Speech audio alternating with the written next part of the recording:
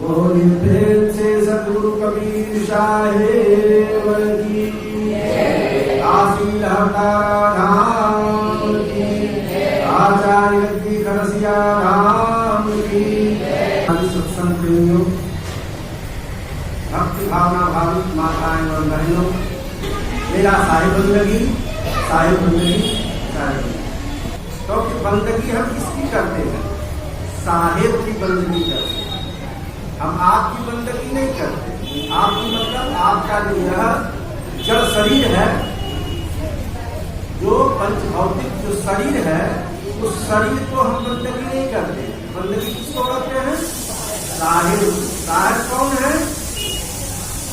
साहिब हमारे मालिक हैं। साहिब हमारे मालिक हैं, स्वामी हैं, हमारे पति हैं, हमारे परम परमेश्वर हैं, हमारे परमात्मा हैं। हम उन साहिब को बंदगी करते हैं। साहिब कभी होता है जो मालिक है। तो साहिब के चरणों में, परमात्मा के चरणों में हम आपके माध्यम से बंदगी करते हैं। इसलिए सबको मेरी बंदगी, साहिब बंदगी, साहिब बंदगी। आगे सत्संग की कड़ी से जुड़ते हैं। जैसा कि आप लोगों को विदित है, इस बार ग्रंथ का आधार, सत्संग का आधार ग्रंथ जो रखा गया है वो बोध सागर है। बोध की दुनिया में आप लोग प्रवेश कर रहे हैं।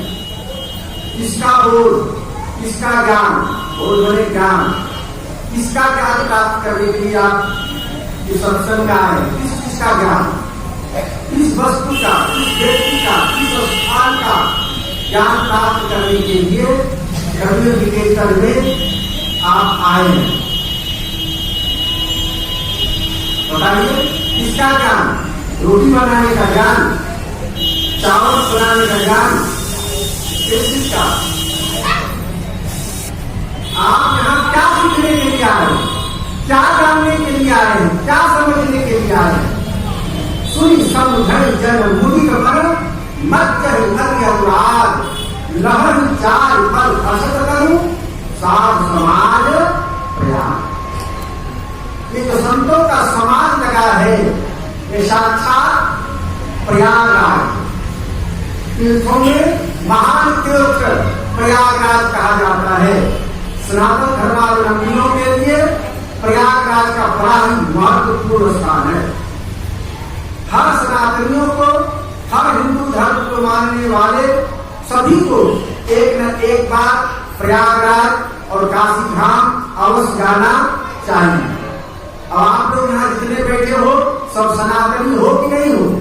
कोई मुसलमान परिवार से हो क्या? वो इस्लाम को कबूल किया हो क्या? नहीं ना। यहाँ जितने बैठे हो सब सनातन धर्मावलंबी हो, सनातन धर्म से जुड़े हो। हम कबीरपंथी सनातन से अलग नहीं है, इसको याद रखना। क्योंकि सतगुरु कबीर साहब की जो धारा वही है, प्रवाहित हुई है, वो कहाँ से हुई है? स्वामी रामानंदाचार्य के यहाँ से। सतगुरु कबीर साहब किनके शिष्य थे? स्वामी रामानंद के शिष्य थे। और स्वामी रामानंद के शिष्य होने के नाते हमारी परंपरा स्वामी रामानंद से जुड़ी है। स्वामी रामानंद जी किस संप्रदाय के थे? किस? सनातन धर्म से। तो सनातन धर्म के जब हमारे साहेब के गुरु जी ही थे, तो हम लोग किस धर्म के हुए? सनातन धर्म के हुए।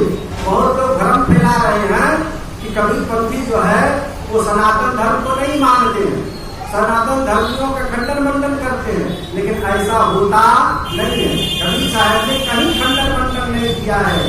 उन्होंने कहा रामकृष्ण से को बड़ा, रामकृष्ण से को बड़ा, तीनों तो गुरुबिंद, तीन लोक के हुए धनी, गुरु आगे आधीन। तीन लोक के हुए धनी कौन? राम और कृष्ण। राम कृष्ण, ब्रह्मा विष्णु शिव आदि जो हैं, ये तीन लोक के धनी हैं। तीन लोक के धनी मतलब सेठ, धनी माने सेठ, मालिक। ये लोग 3 लोक के मालिक हैं। हाँ, ये बात अलग है कि गुरु आगे आगे उन लोगों ने भी गुरु की शरणागति को स्वीकार किया है। जितने देवगण हैं सभी देवताओं ने गुरु के शरणागत को स्वीकार किए हैं। क्यों किए हैं? जिसलिए आपने किया है, जिस तरह से आपने, हम लोगों ने गुरु की शरणागत को स्वीकार किए हैं, उसी प्रकार से ब्रह्मा विष्णु महेश ने भी, सभी देवगण आदि ने भी गुरु के महत्व को स्वीकार किया है और गुरु के शरणागत को स्वीकार किया है। किस लिए किया है? आप लोगों ने किस लिए किया है? गुरु की शरणा लीजिए भाई, क्यों? जासे जीवन नरक नहीं जाई, गुरु मुख होई परम पद पावे, 84 में बहुरी नहावे। इसलिए आप जो है सत्संग में आते हैं और गुरु को स्वीकार किए हैं, गुरुमुखी बने हैं कि हम नरक में ना जाएं और संसार में बार बार आवे जावे नहीं। जैसे मनुष्य एक योनि है, मनुष्य योनि है, पशु योनि है, मनुष्य योनि है, उसी तरह से देव योनि है। देव योनि, मनुष्य योनि और पशु योनि।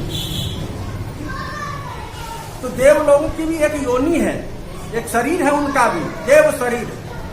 जैसे 5 तत्वों से हमारा शरीर बना है, तो उनका दिव्य तत्वों से बना है। तो उन लोग भी जो है, देवगण भी परमात्मा की प्राप्ति के लिए, देवगण भी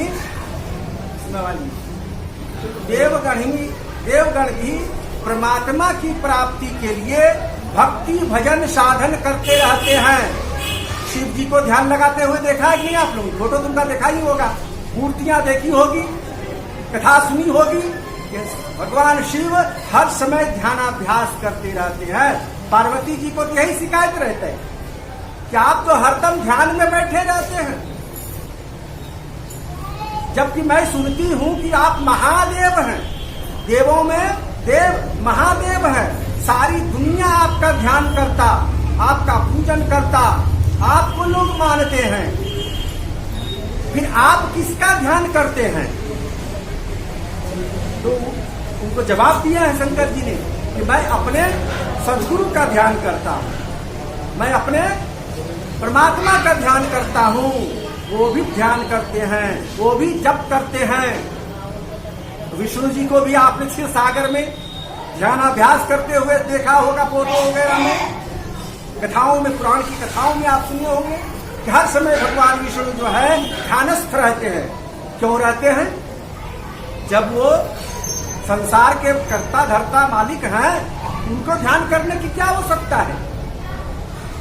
लेकिन वो करते हैं, किनका करते हैं? वो भी सतपुरुष परमात्मा की करते हैं। परम सत्य सनातन अनादि ब्रह्म सतपुरुष परमात्मा जो है, उनका ध्यान विष्णु जी भी करते हैं, शिव जी करते हैं और ब्रह्मा जी भी करते हैं। कमलासीन जो ब्रह्मा जी हैं, वो भी बराबर ध्यान में लगे रहते हैं। क्यों लगे रहते हैं?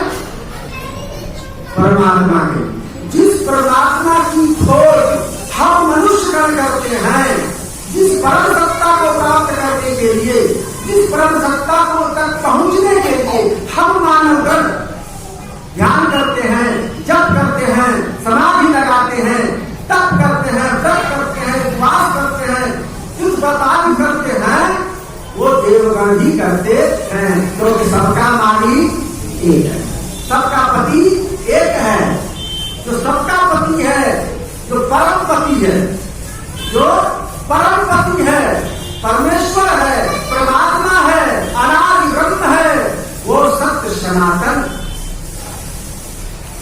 परम सत्य सनातन अनादि ब्रह्म सत्पुरुष परमात्मा की भक्ति देवगण ही करते हैं और हम मनुष्यगण ही करते हैं उसी परमात्मा को प्राप्त करने के लिए।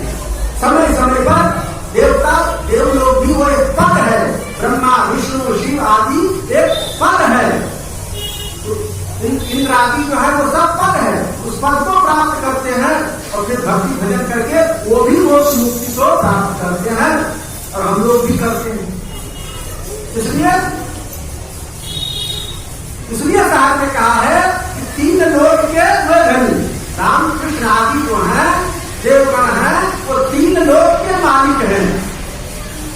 चौथा लोक में नाम निशाना। हम लोग जो है चौथा लोक कौन सा लोक है? उस लोक को कोई अमर लोक कहते हैं, कोई सत्यलोक कहते हैं, कोई सचखंड कहते हैं, कोई अकाल लोक कहते हैं। नाम अलग अलग कहते हैं, लेकिन वो तो सत्यलोक, जिसे सतगुरु कबीर साहब ने सत्यलोक या अमर लोक कह के संबोधित किया, बताया है। तो उस सत्यलोक की भक्ति करने से हम लोग सत्यलोक जाएंगे। जो जिसकी भक्ति करता है वो उसी को प्राप्त करता है। जो जिसकी भक्ति करता है वो उसी लोक को प्राप्त करता है। यदि आप या कोई भी व्यक्ति यदि शिव की भक्ति करता है, जो शिव की भक्ति करता है वो शिवलोक को प्राप्त करता है। जो भगवान विष्णु की भक्ति करता है वैकुंठ धाम को प्राप्त करता है।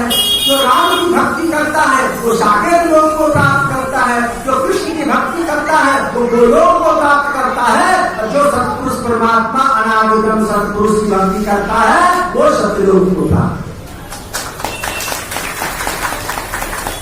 अब ये आप पर निर्भर करता है कि आप किस लोक में जाना चाहते हो। आप किस लोक में जाना चाहते हो ये आप पर निर्भर करता है। या आपको जैसा गुरु मिला, या आपको जैसा गुरु मिला, जिसको जैसा गुरु मिलता है वैसा ही रास्ता बताता है। वह निर्भर करता है कि आपको जाना कहाँ है। जहां जाना हो, जिनके पास जाना हो, जिनसे मिलना हो, आप उनकी भक्ति करो, कोई दिक्कत नहीं, कोई दिक्कत नहीं। तो ये सारा बोध, सारा ज्ञान प्राप्त करने के लिए आप सत्संग में आते हो। सत्संग में रोटी बेलने के लिए सीखने नहीं आते हो, सब्जी छोकने के लिए सीखने के लिए नहीं आते हो, कितना तेल पड़ेगा, कितना मिर्चा और कितना अदरक। यहाँ आते हो परमात्मा की भक्ति सीखने के लिए।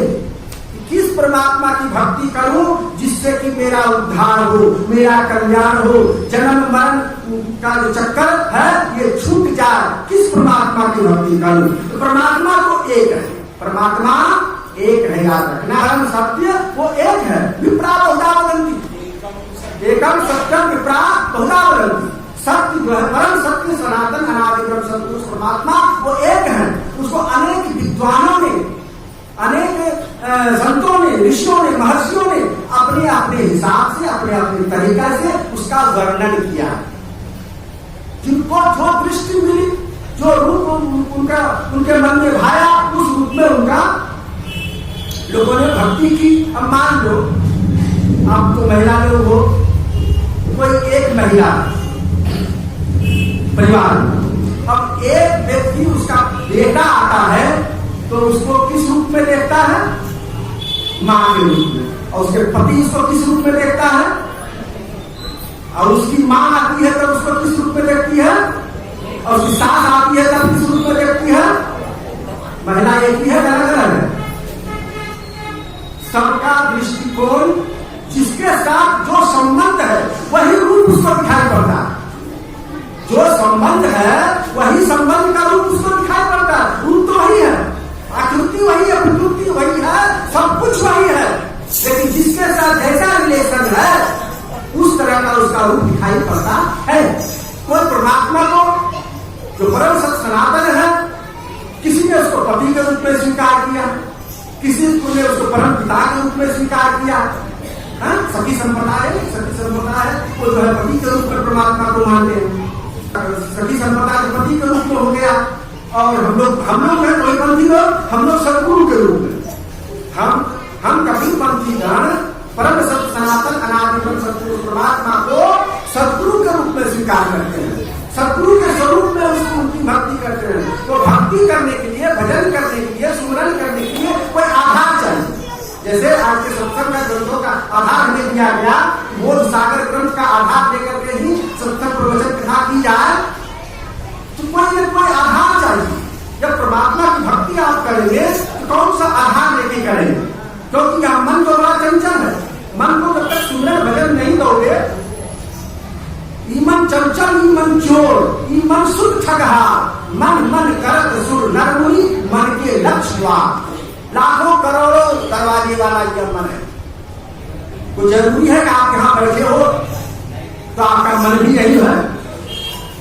शरीर आपका यहाँ हो सकता है, लेकिन मन हो सकता है कि घर पर ही हो, कहीं तिजोरी की चाबी ना छूट गई हो, तकिए के नीचे या अलमारी में लटकता हुआ भूल गई, ध्यान ना करे। अब तो घर में जो कोई देखने का बहुत हो, सब माल मटेरियल जो जमा किए छिपा छिपा के सब निकाल। तन यहाँ भला ही है, लेकिन मन वहां। तो मन बड़ा चंचल है, बैठे बैठे कहां से कहां चला जाता है और आता है। तो इस इतने चंचल मन को हम बस में कैसे करें, जब तक उसको कोई आधार नहीं। बच्चा जब रोता है, उसको चुप करने के लिए क्या देते हो? चटनी चटाने लगते। आप लोगों के जमाने में तो हम लोगों के जमाने में नहीं, लाल रंग का लकड़ी का चटनी रहता था, उसको बच्चे के हाथ में थमाने लगता है और वो उसको चाटने लगता है। उसको उसका कोई स्वाद नहीं मिलता। बच्चों को उस आजकल के खिलौना है, खिलौना समझ लो, तो उसको चाटने में उसको कोई मिठास लगता है क्या? मिठास नहीं लगता। पेट भरता है क्या? पेट भी नहीं भरता है, लेकिन कुछ देर के लिए उसमें मस्त हो जाता है और रोना भूल जाता है, माँ तब तक दूसरा काम कर ले। उसी प्रकार से जो चंचल मन है, उसको कुछ चटनी चाहिए, कुछ चाटने के लिए। इसीलिए हमारे संत कहते हैं, इस चंचल मन को जब एकाग्र करना हो तो क्या करो? किसी न किसी महापुरुष के चित्र का आधार ले लो। तो हम लोगों को सदगुरु ने बताया, हमारे गुरुदेव ने बताया कि किनका ध्यान करो भाई? गुरु मूरत गति चंद्रमा, सेवक नयन चकोर, पलक पलक निरखत रहो गुरु मूरत की ओर। अपने गुरु की मूर्ति का ध्यान करो। ज्ञान मूलम गुरुर्मूर्ति, पूजा मूलम गुरोपरम, मंत्र मूलम गुरुर्वाक्यम, मोक्ष मूलम गुरुर्कृपा। ज्ञान मूलम गुरुर्मूर्ति, गुरु की मूर्ति का। गुरु भी बहुत हमारे हैं, जीवन में बहुत गुरु आए हैं। एक एक अक्षर सिखाने वाले गुरु होते हैं। एक अक्षर प्राणायाम दो गुरु न बनते। एक अक्षर देने वाले को ही गुरु मानना पड़ता है। यदि गुरु नहीं मानता है तो यह गुरु ही माना जाता है। तो गुरुओं की श्रृंखला बड़ी लंबी है। भौतिक गुरु है, आध्यात्मिक गुरु है, धार्मिक गुरु है, बहुत तरह के गुरु है हमारे जीवन में। अब किन गुरु का हम ध्यान करें? इतने गुरु हमें आए हमारे जीवन में, उन सभी गुरुओं में से हम किस गुरु का ध्यान करें? तो हमारे संतों ने बताया, हमारे साहब ने बताया कि भाई जो सदगुरु हैं उनका ध्यान करो। सदगुरु में सभी गुरु समाहित हो जाते हैं। सदगुरु में सभी गुरु समाहित हो जाते हैं। तो सदगुरु है कौन? सदगुरु केवल सदगुरु कबीर साहब। और सभी गुरु हैं, धर्म गुरु हैं, जगत गुरु हैं, विश्व गुरु हैं, लेकिन सदगुरु तो केवल कबीर साहब। इसलिए कबीर साहब का ध्यान करो गुरु के रूप में। ज्ञान मूलम गुरु मूर्ति। क्यों? जो चंचल मन है तुम्हारा, जब गुरु मूर्ति को सामने लेकर के बैठोगे कबीर साहब का, और जो हमारे सदगुरु ने, जो हमारे गुरुदेव ने, जिनसे हमें कंठी बंधवाया है, उन्होंने जो नाम दिया है, जो जाप दिया है, उस जाप को मन ही मन करेंगे। नेत्र के आगे रहेगा साहब की छवि और श्वास श्वास में रहेगा नाम। तो मन जो भटक रहा है चारों तरफ दुनिया में, भटकते हुए मन को एक आधार मिल जाएगा। क्या मिलेगा? आधार। आधार अधिकरण। अधिकरण को आधार कहा जाता है। अभी आपका बैठने का आधार क्या है? टाट है ना, टाट पर आप बैठे हो, जमीन पर बैठे हो, हम लोग ये चौकी पर बैठे हैं, तख्त पर बैठे हैं, ये हमारा आधार है। जब ये आधार नहीं होगा तो हम बिना आधार के कैसे बैठते? बिना आधार के, आधार ना हो जमीन का तो कैसे चलेंगे? तो आधार के बिना काम नहीं चलता है। इसीलिए भक्ति करने के लिए, भजन करने के लिए, साधना करने के लिए, ध्यान करने के लिए हमें आधार चाहिए। और हमारे संत कहते हैं, हमारे गुरु कहते हैं कि गुरु मूर्ति का ध्यान करो। ध्यान मूलम गुरु मूर्ति, पूजा मूलम गुरु परम। यदि पूजा करना हो तो गुरु के चरण कमलों की पूजा करो। क्यों भाई? बहुत देवी देवता है, बहुत देवी देवता, किनकी किनकी पूजा करो? किस किस मंदिर में लौटते फिरो? बस मान लो कि गुरु के चरणों में ही समस्त देवी देवताओं का स्थान है। पूजा गुरु की कीजिए, सब पूजा नहीं माय। जब जल सींचे मूल करूं तो शाखा पत्र खाए। मूल में जल में जब पानी दिया जाता है, जल सिंचित किया जाता है, समस्त पेड़ के जितनी भी डालियां हैं, शाखाएं हैं, पत्र है, फल है, पुष्प है, सब में पहुंच जाता है। उसी प्रकार से गुरु की पूजा करने से, गुरु के चरणों की पूजा करने से सभी की पूजा हो जाती है। ये शॉर्टकट रास्ता बताया कि सभी देवी देवताओं की पूजा एक साथ हो जाए। तो ध्यान मूलम गुरु मूर्ति, पूजा मूलम गुरु परम, मंत्र मूलम गुरु वाक्यम। गुरु ने जो वाक्य रूप में आपको मंत्र दिया है, उस मंत्र का सुमिरन करो।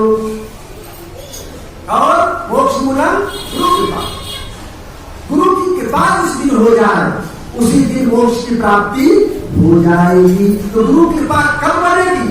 जब आपकी भक्ति दृढ़ होगी। आपकी भक्ति जब दृढ़ होगी, पूर्ण समर्पित गुरु के चरणों में होगी, तभी जो है गुरु की कृपा बरसेगी। ऐसे गुरु की कृपा नहीं बरसेगी।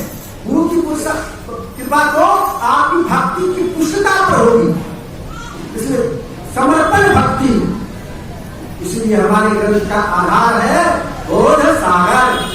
सत्संग का आधार जो है क्या है? बोध सागर। तो किसका बोध प्राप्त करना है? अपने आप का बोध करना है, अपने आप का बोध करना है, ज्ञान प्राप्त करना है। आत्मावाय श्रोतव्य, मंतव्य, ध्यास्तव्य। आत्मावाय श्रोतव्य, आत्मा के संबंध में ये आत्मा, ये जीव जो है, ये जीव, ये व्यष्टि आत्मा का एक समष्टि रूप है। व्यष्टि आत्मा का एक ये समष्टि रूप है।